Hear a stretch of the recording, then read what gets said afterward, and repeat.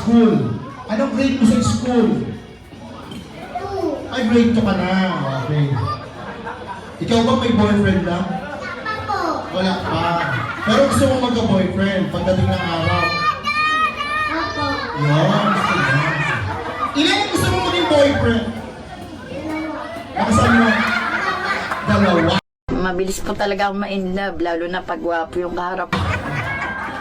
Grabe ka. Isa-isa na. Angela! Pag natapos ka ng pag-aaral, ano yung pangarap mo maging paglaki? Doktor. Wow naman! Wow! Wow! Oh. Sino mo magulang ni Angela? Andito po ba? Pagkatapos mo ng kamay yung nanay ni Angela? Sino ba yung nanay mo dyan? Ayun! Daddy! Gusto po niya maging doktor. So, gagawa po kayo ng paraan ha. Kung sakaling ibinigay ng pagkakataon, nagi kang isang ganap na doktor, saan mo balak manggamot? Nakasan mo? Sa bus. Yan.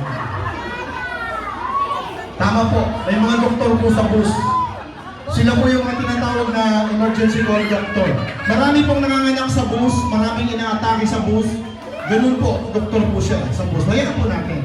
Kung sakali maging doktor ka sa bus, ano ang ibibigay mo sa pasyente? Ticket. Ticket. Oh, doktor nga.